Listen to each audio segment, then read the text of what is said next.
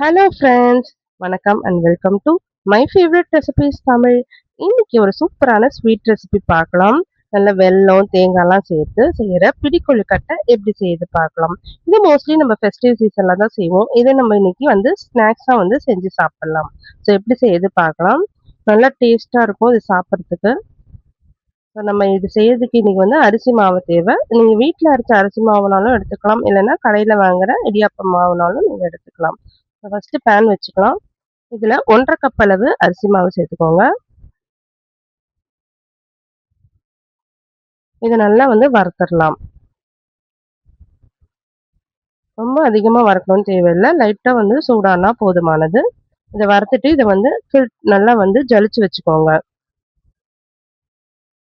இப்போ அதே பேன்ல 1 கப் அளவு வெல்லம் சேர்த்துக்கலாம். 1 1/2 கப் அளவு அரிசி மாவுக்கு 1 கப் அளவு வெல்லம் வேணும். அப்பதான் இனிப்பு கரெக்டா இருக்கும். ஸோ 1 கப் அளவு வெல்லம் சேர்த்துட்டு 3/4 கப் அளவு தண்ணி ஊற்றிக்கோங்க. நம்ம எந்த கப்பால வெல்லம் எடுத்தோமோ அதே கப்பால 3/4 கப் தண்ணி ஊற்றிட்டு இது ஃபர்ஸ்ட் நம்ம கரைச்சிடலாம். வெல்லம் நல்லா உருகுன அப்புறமா இதை ஃபில்டர் பண்ணிக்கலாம். இப்போ ஃபில்டர் பண்ணிட்டோம்னா இதுல இந்த கல் இல்லை டஸ்ட் எதனா இருந்துச்சுன்னா ஃபில்டர் ஆகிடும். இங்க பாருங்க. இப்போ இதை அப்படியே தனியாக எடுத்து வச்சுக்கோங்க. இப்போ நல்லா டேஸ்டா இருக்கிறதுக்காக நம்ம கொஞ்சம் எள்ளும் தேங்காவும் வதக்கி சேர்த்துடலாம். 1 டேபிள் ஸ்பூன் நெய் ஊற்றிக்கோங்க. இதில் ஒரு 2 டேபிள் ஸ்பூன் எள்ளு சேர்த்துக்கலாம். நான் இன்னைக்கு வெள்ளை எள்ளு சேர்த்துருக்கேன். நீங்கள் கருப்பு எள்ளு வெள்ளை எள்ளு எதுனாலுமே சேர்த்துக்கோங்க. இது கூட ஒரு 1/4 கப் அளவு துருவின தேங்காய் சேர்த்துக்கலாம். சேர்த்துட்டு இது நல்லா வதக்கிக்கோங்க.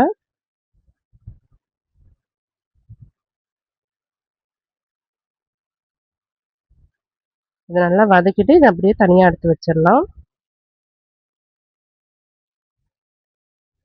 இப்போ பேன் வச்சுட்டு நம்ம வடிகட்டி வச்சிருக்க வெள்ளத்தை அதில் சேர்த்துக்கோங்க.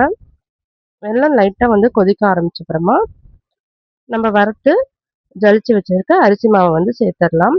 கொஞ்சம் கொஞ்சமாக சேர்த்துக்கோங்க. அரிசி மாவை கொஞ்சம் கொஞ்சமாக சேர்த்துட்டு நல்லா கலந்து விட்டுருங்க. நல்லா அரிசியும் வெல்லமும் நல்லா சேர்ந்து வரணும்.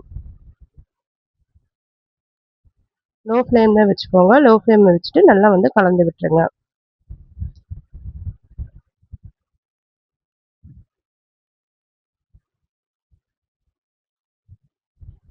இது நல்லா கலந்து விட்டுட்டோம்னா நல்லா வெந்துடும். ஒரு ஹாஃப் குக் ஆகிடும் இதுலேயே இப்போ பாருங்க நல்லா வெல்லம்லாம் அப்சர்வ் ஆயிடுச்சு அரிசி மாவு கூட. இப்போ லாஸ்ட்டாக நம்ம வதக்கி வச்சிருக்க தேங்காவும் எள்ளையும் சேர்த்துட்டு இதை நல்லா கலந்து விட்டுட்டு இதை மூடி போட்டு ஒரு 10 நிமிஷம் அப்படியே வச்சிருங்க. இது நல்லா ஆறணும். இது நல்லா ஆறின அப்புறமா நல்லா கை வச்சு நல்லா பிசைஞ்சுக்கலாம். நல்லா சாஃப்டாக பிசைஞ்சிட்டு நம்ம கொழுக்கட்டை செஞ்சிடலாம்.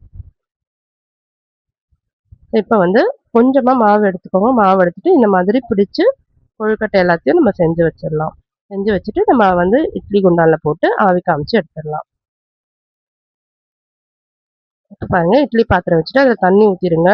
தண்ணி ஊற்றிட்டு மேலே தட்டில் நம்ம ரெடி பண்ணி வச்சுருக்க கொழுக்கட்டையை ஒன்று ஒன்றா வச்சுட்டு நம்ம ஒரு மூடி போட்டு ஒரு 10 நிமிஷம் மட்டும் வேக வச்சு எடுத்துக்கலாம்.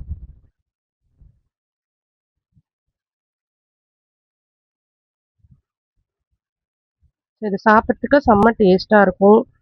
நல்லா ஹெல்தியானதும் கூட.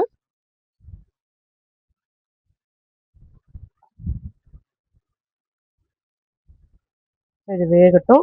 பாருங்க 10 நிமிஷம் ஆயிடுச்சு. நல்லா வெந்துடுச்சு. கலர் லைட்டாக சேஞ்ச் ஆயிருக்கு.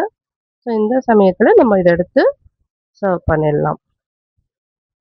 ஸோ அவ்வளோதாங்க, சூப்பரான பிடிக்கொழுக்கட்டை ரெடி பண்ணிட்டோம். இதை நம்ம ஈவினிங் ஸ்நாக்ஸாக செஞ்சு சாப்பிட்றதுக்கு நல்லா ஃபுல்ஃபில்லிங்காக இருக்கும்.